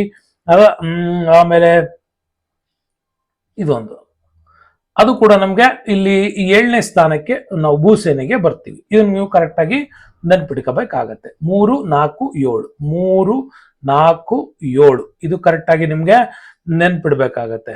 1 ಮಿನಿಟ್. ನಮ್ಮಲ್ಲಿ ನೀವು ಪ್ರಪಂಚದಲ್ಲಿ 4ನೇ ಸ್ಥಾನ ಭೂಸೇನೆಗೆ ಬರುತ್ತೆ. ಒಂದ್ ಸ್ವಲ್ಪ ಮಿಸ್ಟೇಕ್ ಆಯ್ತು, ನನ್ ಕನ್ಫ್ಯೂಸ್ ಆದ ತಕ್ಷಣ ಗೊತ್ತಾಗುತ್ತೆ. ಭೂಸೇನೆಯಲ್ಲಿ ನಾವು 4ನೇ ಸ್ಥಾನದಲ್ಲಿ ಇದ್ದೀವಿ. ಇದು ಒಂದು ಸ್ವಲ್ಪ ನೌಕಾಪಡೆ ಅಂತಿದೆ, ಇದನ್ನ ನೀವು ಚೇಂಜ್ ಮಾಡ್ಕೊಳ್ಳಿ. ಭೂಸೇನೆಯಲ್ಲಿ 4ನೇ ಸ್ಥಾನ. 3ನೇ ಸ್ಥಾನದಲ್ಲಿ ವಾಯು ಇದೆ, 4ನೇ ಸ್ಥಾನದಲ್ಲಿ ಭೂ ಇದೆ, ಇನ್ನು 7ನೇ ಸ್ಥಾನದಲ್ಲಿ ನೌಕಾಪಡೆ ಇದೆ. ಇದನ್ನು ಕೂಡ ನೀವು 3, 4, 7 ನೆನ್ಪಿಟ್ಕೊಳ್ಳಿ. 3 + 4 = 7. ಹಿಂಗ್ ನೀವು ನೆನ್ಪಿಟ್ಕೊಳ್ಳಿ. ನೌಕಾಪಡೆ 7ನೇ ಸ್ಥಾನದಲ್ಲಿ ಬರುತ್ತೆ ಅಂತ. ಹಂಗಾಗಿ ಇಲ್ಲಿ ತರಬೇತಿ ಬಂದ್ರೆ ನೋಡಿ, ಫ್ಲೈಯಿಂಗ್ ಆಫೀಸರ್ ಫಸ್ಟ್ ಬರ್ತಾನೆ. ಅದಾದ್ಮೇಲೆ flight lieutenant, squadron leader, wing commander, group commander, air commander, air vice marshal. ಇಲ್ಲಿ ನೋಡಿ, air vice marshal, air marshal, air chief marshal. ಇವು 3 ಏರ್ಗಳು, 4 ಏರ್ಗಳು ನೆನ್ಪಿಟ್ಕೊಳ್ಳಿ. ಏರ್ ಕಮಾಂಡರ್ ಕೆಳ ಬರ್ತಾನೆ ಫಸ್ಟ್. ಏರ್ ಕಮಾಂಡರ್, ಕಮಾಂಡರ್ ಮೇಲೆ vice marshal, marshal, chief marshal. Vice marshal, marshal, chief ಮಾರ್ಷಲ್ಸ್ಗಳು top ಅಲ್ಲಿ ಬರ್ತಾರೆ. ಇದು ನಿಮ್ಗೆ ನೆನ್ಪಿಟ್ಕೊಳ್ಳಿ. ಇನ್ನು ಕಾರ್ಯಾಚರಣೆಗಾಗಿ ಬಂದ್ರೆ ನೋಡಿ, ಪೂರ್ವ ಕಮಾಂಡ್ ಅಲ್ಲಿ ನೆನ್ಪಿಟ್ಕೊಳ್ಳಿ. ನಿಮ್ಗೆ ಇಂಡಿಯಾ ಮ್ಯಾಪ್ ಹಾಕೊಂಡು ನೀವು ನೆನ್ಪಿಟ್ಕೋಬೇಕು, ಹಂಗಾರೆ ನಮ್ಗದು ಕರೆಕ್ಟ್ ಆಗುತ್ತೆ. ಪೂರ್ವ ಕಮಾಂಡ್ ಅಂದ್ರೆ ಈ ಭಾಗ ಅಲ್ವಾ, ಮೇಘಾಲಯದ ಶಿಲ್ಲಾಂಗ್ ಅಲ್ಲಿ ಬರುತ್ತೆ ಪೂರ್ವ ಕಮಾಂಡ್, ಈಸ್ಟರ್ನ್ ಅಲ್ಲಿ. ಪಶ್ಚಿಮದಲ್ಲಿ ಬಂತಂದ್ರೆ ನವದೆಹಲಿ ಕೊಟ್ಬಿಟ್ಟಿದ್ದಾರೆ, ವೆಸ್ಟರ್ನ್ಗೆ ನವದೆಹಲಿ ಕೊಟ್ಟಿದ್ದಾರೆ. ದಕ್ಷಿಣಕ್ಕೆ ಬಂದ್ರೆ ತಿರುವನಂತಪುರಂ ಕೇರಳ ಕೊಟ್ಟಿದ್ದಾರೆ. ಕೇಂದ್ರದಲ್ಲಿ ಅದು ಅಲಹಾಬಾದ್ ಪ್ರಯಾಗ್ರಾಜ್ಗೆ ಕೊಟ್ಟಿದ್ದಾರೆ. ಇನ್ನು ನೈಋತ್ಯ ಬಂದ್ರೆ ಗಾಂಧಿನಗರ್ ಗುಜರಾತ್ ಇಲ್ಲಿ ಕೊಟ್ಟಿದ್ದಾರೆ. 4 ಭಾಗಗಳಲ್ಲಿ ಈ ಕಮಾಂಡ್ಗಳಿದೆ. ಕಾರ್ಯಾತ್ಮಕ ಕಮಾಂಡ್ ಅಂದ್ರೆ ತರಬೇತಿ ಕೊಡೋದು ಬೆಂಗಳೂರು, ಹೈದರಾಬಾದ್, ಇನ್ನು ನಿರ್ವಹಣೆ ಮಾಡೋದು ನಾಗ್ಪುರದಲ್ಲಿ. ಇದಿಷ್ಟು ಕೂಡ ನೀವು ನೆನಪಿಟ್ಕೋಬೇಕು ಕಾರ್ಯಾಚರಣೆ ಸ್ಥಳಗಳ ಬಗ್ಗೆ. ನೆಕ್ಸ್ಟ್ ಬಂದ್ರೆ ಭಾರತೀಯ ವಾಯುಪಡೆ ತರಬೇತಿ ಕೇಂದ್ರಗಳು ಬರ್ತವೆ. Air force academy Dundigal Hyderabad ಅಲ್ಲಿ ಬರುತ್ತೆ ತರಬೇತಿ. Okay, basic flying training school ಬರೋದು ಪ್ರಯಾಗ್ರಾಜ್ ಉತ್ತರ ಪ್ರದೇಶದಲ್ಲಿ. ಇನ್ನು ಏರ್ಮೆನ್ ತರಬೇತಿ ಶಾಲೆ ಸಾಂಬ್ರಾ ಬೆಳಗಾವಿ ನೆನ್ಪಿಟ್ಕೊಳ್ಳಿ, ಇದು ಕರ್ನಾಟಕ ದೃಷ್ಟಿಯಿಂದ important. Air force technical college Jalahalli ಕರ್ನಾಟಕದಲ್ಲಿದೆ. ಕಾಲೇಜ್ ಆಫ್ ಏರ್ ವಾರ್ಫೇರ್ ಕಲಿಸೋದು ತೆಲಂಗಾಣದಲ್ಲಿ. ಓಕೆ, ತರಬೇತಿ ಕೊಡೋದು, ಟೆಕ್ನಿಕಲ್ ತರಬೇತಿ ಕೊಡೋದು 2 ಕರ್ನಾಟಕದಲ್ಲೇ, ಪ್ಲಸ್ ವಾರ್ ಏರ್ಫೇರ್ ಕಲಿಸೋದು ತೆಲಂಗಾಣದಲ್ಲಿ. ಇದಿಷ್ಟು ಕೂಡ ನೆನ್ಪಿಡು. ಇನ್ನು ಸೇವಾ ನೇಮಕಾತಿಗಳಿಗೆ ಬಂದ್ರೆ 14 ವರ್ಷಗಳ ಸೇವೆಗೆ ಇಲ್ಲಿ ನಮ್ಮಲ್ಲಿ ಆಯ್ಕೆ ಮಾಡ್ಕೊಳ್ತಾರೆ. ಆಮೇಲೆ ಅವರು ರಿಟೈರ್ಡ್ ಆಗ್ಬೋದು ಅಥವಾ ಇನ್ನು ಹೆಚ್ಚಿನ ಸೇವೆಗಳನ್ನು ಸಲ್ಲಿಸಬಹುದು. ಎಲ್ಲ ಭೂಸೇನೆಗಳಿಗೆ ದ ರಿಕ್ರೂಟ್ಮೆಂಟಬಲ್ ಮೇಲ್ ಪಾಪ್ಯುಲೇಷನ್ಸ್ ಅನ್ನ RMPನವರು ಅವುಗಳ ಒಂದು ಗಾತ್ರಕ್ಕೆ ಅನುಗುಣವಾಗಿ ಆಯ್ಕೆ ಮಾಡ್ಕೊಳ್ತಾರೆ. ನೇವಲ್ ರಿಕ್ರೂಟ್ಮೆಂಟ್ ಆರ್ಗನೈಸೇಷನ್ NRO ಮಾಡುತ್ತೆ ನೌಕಾಸೇನೆಗೆ. ಇನ್ನು CISB ಬರುತ್ತೆ, ಅಂದ್ರೆ ಸೆಂಟ್ರಲ್ ಏರ್ಮೆನ್ ಸೆಲೆಕ್ಷನ್ ಬೋರ್ಡ್ನವರು ವಾಯ್ಸ್ ಮಾಡ್ತಾರೆ. ಇನ್ನು WSES ಬರುತ್ತೆ, ವುಮೆನ್ ಸ್ಪೆಷಲ್ ಎಂಟ್ರಿ ಸ್ಕೀಮ್ ಅಂತ ಬರ್ತಾರೆ, ಮಹಿಳೆಯರ ನೇಮಕ ಮಾಡುತ್ತೆ. ಇನ್ನು ಅಗ್ನಿಪಥ್ ಇತ್ತೀಚೆಗೆ ಮಾಡಿರುವಂತ 2022ರಿಂದ ಹೊಸದಾಗಿರ್ತಕ್ಕಂಥ ಒಂದು ಸ್ಕೀಮು. ಇದ್ರ ಮುಖಾಂತರ ಕೂಡ ಯುವಕರನ್ನ ಸೇರ್ಪಡೆ ಮಾಡ್ಕೊಳ್ತಕ್ಕಂಥದ್ದು ಇಲ್ಲಿ ಕೆಲಸ ನಡೀತಿದೆ. ಇನ್ನು ವಾಯುಸೇನೆ ನೌಕಾಸೇನೆಗೆ ಸಂಬಂಧಪಟ್ಟಂತ ಇಂಪಾರ್ಟೆಂಟ್ ಅಂತಂದ್ರೆ national defence academy, naval academy ಪರೀಕ್ಷೆಗಳನ್ನ UPSC ನಡೆಸುತ್ತೆ. ಓಕೆ, ಇದನ್ನ NDA ಅಂತ ಪರೀಕ್ಷೆಗಳು ಅಂತ ಕರಿತೀವಿ. ಓಕೆ, ಇದು national defence academy, naval academy exams ಅಂತ ಕೂಡ ಇವರು ಕೂಡ ಆಯ್ಕೆ ಮಾಡ್ತಾರೆ. UPSC ಅಲ್ಲಿ ನಡೆಯುತ್ತೆ. ವರ್ಷಕ್ಕೆ ಎಷ್ಟು ಬಾರಿ ನಡೆಯುತ್ತೆ? 2 ಬಾರಿ ನಡೆಯುತ್ತೆ. ಸೊ ಇಲ್ಲಿ ಪರೀಕ್ಷೆ ತೆಗೆದುಕೊಳ್ಳಿಕ್ಕೆ ಏನಾಗಿರ್ಬೇಕು? 12ನೇ ತರಗತಿ ಪಾಸ್ ಆಗಿರ್ಬೇಕು, ಅದರ ತತ್ಸಮಾನ ವಿದ್ಯಾರ್ಹತೆಯನ್ನ ಹೊಂದಿರಬೇಕು. ಇನ್ನು ರಾಷ್ಟ್ರೀಯ ರಕ್ಷಣಾ ಕಾಲೇಜು, ರಾಷ್ಟ್ರೀಯ ನೌಕಾ ಅಕಾಡೆಮಿ ಈ ಪರೀಕ್ಷೆ ಬರಲಿಕ್ಕೆ ಅವಕಾಶ ಕೊಡುತ್ತೆ. ಬಹಳ ಜನ NDA ಪರೀಕ್ಷೆ ಬರೀರಿ ಅಂದ್ರೆ ಬರೆಯಲ್ಲ, ನೀವು ಬರಿಬೇಕು. ಇನ್ನು ಪರೀಕ್ಷೆಯಲ್ಲಿ ಉತ್ತೀರ್ಣರಾದ ಅಭ್ಯರ್ಥಿಗಳಿಗೆ ಭೂಸೇನೆ, ವಾಯುಸೇನೆ, ನೌಕಾಪಡೆಗಳಲ್ಲಿ ಸೇನಾ ಹುದ್ದೆಗಳನ್ನ ಅಲಂಕಾರ ಮಾಡ್ಕೊಳ್ಳಕ್ಕೆ ಅವಕಾಶ ಇಲ್ಲಿ ಇರುತ್ತೆ. ಓಕೆ, UPSC NDA ಎಕ್ಸಾಮ್ಸ್ಗಳು ಇಲ್ಲಿ ನಮಗೆ ಎಕ್ಸಾಮ್ಸ್ ಕಮಿಟ್ಮೆಂಟ್ ನೀವು ಆಯ್ಕೆ ಆಗೋದಕ್ಕೆ ಮಾಡ್ತಾರೆ. ಸೊ ನೆಕ್ಸ್ಟ್ ಬಂದ್ರೆ ರಕ್ಷಣಾ ಉತ್ಪಾದನೆಗೆ ಬರ್ತೀವಿ. ಈಗ ಉತ್ಪಾದನೆಯಲ್ಲಿ 2 ಭಾಗ ಇದೆ. ಮೊದಲನೇದು ರಕ್ಷಣಾ ಉತ್ಪಾದನಾ ಇಲಾಖೆ ವತಿಯಿಂದನೇ ನಡೆಯುತ್ತೆ, ಇದು ಸೆಂಟ್ರಲ್ ಗೌರ್ನಮೆಂಟ್ ಇಂದಾನೇ ನಡೆಯುತ್ತೆ. ಎರಡನೇದು ಸಾರ್ವಜನಿಕ ವಲಯದಲ್ಲಿ ರಕ್ಷಣಾ ಉತ್ಪಾದನಾ ವ್ಯವಸ್ಥೆಗಳು, ಇದು ಪ್ರೈವೇಟ್ ಪ್ಲಸ್ ಗೌರ್ಮೆಂಟ್ಗಳು ನಡೀತವೆ. ಪ್ರೈವೇಟ್ ಪ್ಲಸ್ ಗವರ್ನಮೆಂಟ್, ಅದು ಸಾರ್ವಜನಿಕ ವಲಯದ ರಕ್ಷಣಾ ಉತ್ಪಾದನೆಗಳು. ಅದರಲ್ಲಿ BEL ಬರುತ್ತೆ ನೋಡಿ, ಭಾರತ್ ಎಲೆಕ್ಟ್ರಾನಿಕ್ಸ್ ಲಿಮಿಟೆಡ್, ಇದು ಸಾರ್ವಜನಿಕ ಒಡೆತನದ್ದು. ಓಕೆ, ಭಾರತ್ ಎಲೆಕ್ಟ್ರಾನಿಕ್ಸ್ ಲಿಮಿಟೆಡ್ 1954 ಇಂದ. HAL ಬೆಂಗಳೂರಲ್ಲಿದೆ, ಹಿಂದೂಸ್ತಾನ್ ಏರೋನಾಟಿಕ್ಸ್ ಲಿಮಿಟೆಡ್. BEML ಬರುತ್ತೆ, ಭಾರತ್ ಅರ್ತ್ ಮೂವರ್ಸ್ ಲಿಮಿಟೆಡ್. ಇನ್ನು BDL ಬರುತ್ತೆ, ಭಾರತ್ ಡೈನಾಮಿಕ್ ಲಿಮಿಟೆಡ್. ಸೊ ಇದು ಕೂಡ ಇಂಪಾರ್ಟೆಂಟ್ ಆಗಿರ್ತಕ್ಕಂಥದ್ದು, ಸಾರ್ವಜನಿಕ ವಲಯದಲ್ಲಿ ಇರ್ತಕ್ಕಂಥವು. ನೆಕ್ಸ್ಟ್ ಬಂದ್ರೆ ನಮ್ಮ ಸೇನೆಯನ್ನ ಬಲಪಡಿಸೋಕೋಸ್ಕರ ತರಬೇತಿ ವ್ಯವಸ್ಥೆಯಲ್ಲಿ ಕಾರವಾರದ ಸೀಬರ್ಡ್ ನೌಕಾ ನೆಲೆಯನ್ನ ತೆರೆಯಲಾಗಿದೆ. INS ಕದಂಬ ಅಲ್ಲಿ ಸ್ಥಾಪನೆ ಮಾಡಿದೀವಿ. 1958 ಇಂದನೂ ಕೂಡ ಭಾರತದಲ್ಲಿ ರಕ್ಷಣಾ ಸಂಶೋಧನೆ ಮತ್ತು ಅಭಿವೃದ್ಧಿ ಮಾಡತಕ್ಕಂಥ ಸಂಸ್ಥೆ DRDO, defence research and development organisations ಇದು ಮಾಡುತ್ತೆ. ಇನ್ನು ಅಣ್ವಸ್ತ್ರ ಪರೀಕ್ಷೆ ನಮ್ಮಲ್ಲಿ ನಡೆಸಿದೀವಿ. ಪೋಖ್ರಾನ್ 1 1974 ಅಲ್ಲಿ ಆಗಿದೆ, ಪೋಖ್ರಾನ್ 2 1998 ಅಲ್ಲಿ ಕೂಡ ನಮ್ಮಲ್ಲಿ ಆಗಿದೆ. ಓಕೆ, ನೆಕ್ಸ್ಟ್ 2ನೇ ಸಾಲಿನ ರಕ್ಷಣಾ ವ್ಯವಸ್ಥೆಗಳು ಇಂಪಾರ್ಟೆಂಟ್ ಆಗಿ ಬರ್ತಾವೆ ನಮ್ಮಲ್ಲಿ. ಈ 2ನೇ ಸೇನಾ ವ್ಯವಸ್ಥೆಗಳು ಸ್ವಲ್ಪ ಅರೆಕಾಲಿಕ, ಕೆಲವೊಂದು ಖಾಯಂ ಆಗಿಯೂ ಕೂಡ ಸೇವೆಯನ್ನ ಸಲ್ಲಿಸಬಹುದು, ಆ ತರದವು ಬರ್ತಾವೆ. ಪ್ರಾದೇಶಿಕ ಸೇನೆ ಬರುತ್ತೆ, ಟೆರಿಸ್ಟೋರಿಯಲ್ ಆರ್ಮಿ 1958 ಇಂದ ಅಕ್ಟೋಬರ್ 9 ಪ್ರತಿ ವರ್ಷ ಪ್ರಾದೇಶಿಕ ಸೇನಾ ದಿನವನ್ನ ಆಚರಣೆ ಮಾಡ್ತೀವಿ. ನ್ಯಾಷನಲ್ ಕೆಡೆಟ್ ಕಾರ್ಪ್ಸ್ ಅಂತ ಕರಿತೀವಿ, 1948 ಇಂದ ಇದು ಸೇನೆಗೆ ಪೂರ್ವಭಾವಿ ತರಬೇತಿಗಳನ್ನು ಕೊಡುತ್ತೆ.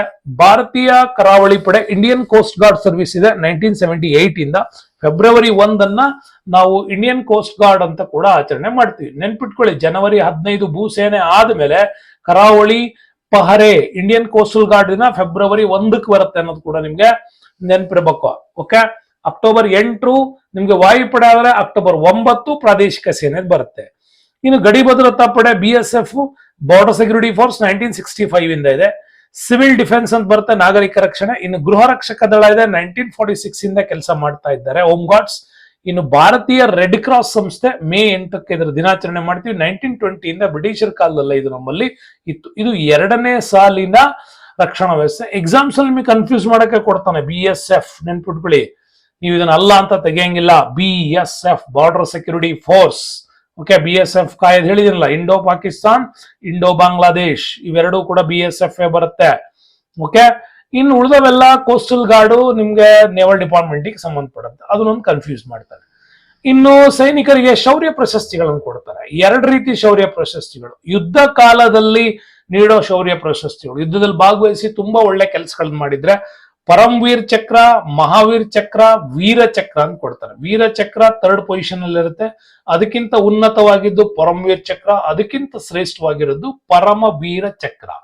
ವೀರಚಕ್ರ, ಮಹಾವೀರ ಚಕ್ರ, ಪರಮವೀರ ಚಕ್ರ. ಇನ್ನು ಶಾಂತಿ ಕಾಲದಲ್ಲಿ ಕೊಡೋದು ಅಂದ್ರೆ ಯಾವ್ದಾದ್ರು ಭೂಕಂಪಗಳು, ಜ್ವಾಲಾಮುಖಿಗಳು ಅಥವಾ ನೆರೆಹಾವಳಿ ಇಂಥ ಸಂದರ್ಭದಲ್ಲಿ ಏನಾದ್ರೂ ಸೇನೆ ಸಹಾಯ ಮಾಡ್ತಾರ, ಅವಾಗ ಶೌರ್ಯವನ್ನ ಮಾಡಿದ್ರೆ ಅವಾಗ ಶೌರ್ಯ ಚಕ್ರ ಕೊಡ್ತಾರೆ. ಅದರ ನೆಕ್ಸ್ಟ್ ಕೀರ್ತಿ ಚಕ್ರ ಕೊಡ್ತಾರೆ. ಟಾಪ್ ಅಲ್ಲಿ ಕೊಡೋದು ಅಶೋಕ ಚಕ್ರ. ಹಂಗಾಗಿ ನೋಡಿ, ಶೌರ್ಯ ಶಾಂತಿ ಪ್ರಶಸ್ತಿಗಳನ್ನು ಕೊಡೋದು ಶೌರ್ಯ ಪ್ರಶಸ್ತಿಗಳು, ಅದರಲ್ಲಿ ಅಶೋಕ ಚಕ್ರ ಟಾಪು. ಯುದ್ಧ ಕಾಲದಲ್ಲಿ ಕೊಡೋದು ಪರಂ ವೀರ ಚಕ್ರ, ಇದು ಇಂಪಾರ್ಟೆಂಟ್ ಆಗಿರುತ್ತೆ. ನೆಕ್ಸ್ಟ್ ಬಂದ್ರೆ ನಮ್ಗೆ ನೋಡಿ, ವಿಶೇಷ ರಕ್ಷಣಾ ಗುಂಪು ಅಂತ ಒಂದಿದೆ, SPG ಅಂತ ಕರಿತೀವಿ, ಸ್ಪೆಷಲ್ ಪ್ರೊಟೆಕ್ಷನ್ ಗ್ರೂಪ್ಸ್ ಅಂತ. ಶೌರ್ಯಂ ಸಮರ್ಪಣಂ ಸುರಕ್ಷಣಂ, ಶೌರ್ಯ ಭಕ್ತಿ ಮತ್ತು ರಕ್ಷಣೆ ಅಂತ ಕರಿತೀವಿ. SPG ಸ್ಪೆಷಲ್ ಪ್ರೊಟೆಕ್ಷನ್ ಗ್ರೂಪ್ಸ್ ಅಂದ್ರೆ ಭಾರತದಲ್ಲಿ ಪ್ರಧಾನ ಮಂತ್ರಿ ಕೊಡ್ತಾರೆ, ಆಮೇಲೆ ವಿರೋಧ ಪಕ್ಷದ ನಾಯಕರಿಗೆ ಕೊಡ್ತಾರೆ, ಅಥವಾ ಯಾರಿಗಾದ್ರೂ ಜೀವ ಭಯಗಳು ಅಂತಿದ್ರೆ ಮಿನಿಸ್ಟ್ರಿ ಲೆಕ್ಕೆಲ್ಲ ಅವರಿಗೂ ಕೊಡ್ತಾರೆ. ಅಜಿತ್ ದೋವಲ್ ಅಂತ ಅವ್ರಿಗೂ ಕೂಡ ಇದನ್ನ ಕೊಡ್ತಾರೆ. ನಮ್ಮಲ್ಲಿ CDS ಅವರೆಲ್ಲ ಈಗ ಅವ್ರಿಗೂ ಕೂಡ ಕೊಡ್ತಾರೆ. ಆಮೇಲೆ ರಕ್ಷಣಾ ಸಚಿವರು ರಾಜನಾಥ್ ಸಿಂಗ್ ಅವ್ರಿಗೂ ಕೂಡ ಕೊಡ್ತಾರೆ. ಇವೆಲ್ಲ SPG. ಇನ್ನು ನ್ಯಾಷನಲ್ ಸೆಕ್ಯೂರಿಟಿ ಗಾರ್ಡ್ಸ್ NSG, ಇದು ನಮ್ಮಲ್ಲಿ ಬಾಂಬು ಅಂತದಿಂತದ ಏನಾದ್ರು ದೇಶದ್ರೋಹಿ ಚಟುವಟಿಕೆಗಳು ಮಾಡ್ತಾ ಇದ್ದಾರೆ ಅಂದ್ರೆ ಅದರ ಸೆಕ್ಯೂರಿಟಿಗೆ. ಸರ್ವತ್ರ ಸರ್ವೋತ್ತಮ್ ಸುರಕ್ಷಾ ಇದರ ಕೆಲಸ. ಇನ್ನು ರಕ್ಷಣಾ ಪಡೆಗಳು ಅಂತಾರಾಷ್ಟ್ರೀಯ ಮಟ್ಟದಲ್ಲಿ ಕೂಡ ನಮ್ಮಲ್ಲಿ ಕೆಲಸ ಮಾಡಿದವೆ. UNPKF ಅಂತ ಕರಿತೀವಿ, ವಿಶ್ವಸಂಸ್ಥೆಗೆ ಅದರದ್ದೇ ಆದ ಸೇನೆಗಳಿಲ್ಲ. ಹಾಗಾಗಿ ಅಂತಾರಾಷ್ಟ್ರೀಯ ಮಟ್ಟದಲ್ಲಿ ಏನಾದ್ರು ಸಮಸ್ಯೆಗಳಾದಾಗ ನಮ್ಮಲ್ಲೂ ಕೂಡ UNPKF ಪರವಾಗಿಯೂ ಭಾರತೀಯ ಸೇನೆ ಹೋರಾಟ ಮಾಡಿದೆ. United Nations piece keeping force ಅಂತ ಶ್ರೀಲಂಕಾಕ್ಕೆ ಹೋಗಿ ಅಲ್ಲಿ ನಮ್ಗೆ ಏನು ಅಲ್ಲಿರ್ತಕ್ಕಂತಹ ಸಿಂಹಳೀಯರು ಮತ್ತು ಶ್ರೀಲಂಕಾಗಳ ನಡುವಿನ ಸಮಸ್ಯೆ ಏನಿತ್ತು ಅದನ್ನ ಬಗೆಹರಿಸಲ್ಲ, ಜಾಫ್ನಾ ವಾರ್ ಅಂತ ಕರಿತೀವಿ, ಅದನ್ನ ಬಗೆಹರಿಸ. ಅದಕ್ಕೋಸ್ಕರ ಅವ್ರು ನಮ್ಮಲ್ಲಿ ರಾಜೀವ್ ಗಾಂಧಿನ ಕೊಂದ್ಬಿಟ್ರು. ಅದಕ್ಕೋಸ್ಕರವಾಗಿ ನಮ್ಮನ್ನು ಸೋಲ್ಸಿದ್ರಿ ಅನ್ನೋ ಕಾರಣಕ್ಕಾಗಿ. ಹಂಗಾಗಿ ಶಾಂತಿ ಸ್ಥಾಪನಾ ಕಾರ್ಯಗಳಲ್ಲಿ ಕೂಡ ವಿಶ್ವವ್ಯಾಪಿ ಗೌರವಕ್ಕಾಗಿದೆ ಭಾರತ ಕೂಡ. ಇದಕ್ಕೆ ಸಂಬಂಧಪಟ್ಟಂಗೆ ಒಂದು ಒಳ್ಳೆ ಪ್ರಶ್ನೆ ಕೇಳಿದೆ ನೋಡಿ. ಭಾರತೀಯ ವಾಯುಪಡೆಗೆ ತರಬೇತಿ ನೀಡುವ ಕೇಂದ್ರಗಳು ಅಂತ ಕೊಟ್ಬಿಟ್ಟಿದ್ದಾರೆ. ತರಬೇತಿ ನೀಡುವ ಕೇಂದ್ರಗಳು ಬೆಂಗಳೂರು ಮತ್ತೆ ಹೈದರಾಬಾದ್ ಅಲ್ಲಿ ತರಬೇತಿಯನ್ನ ಕೊಡ್ತಾರೆ.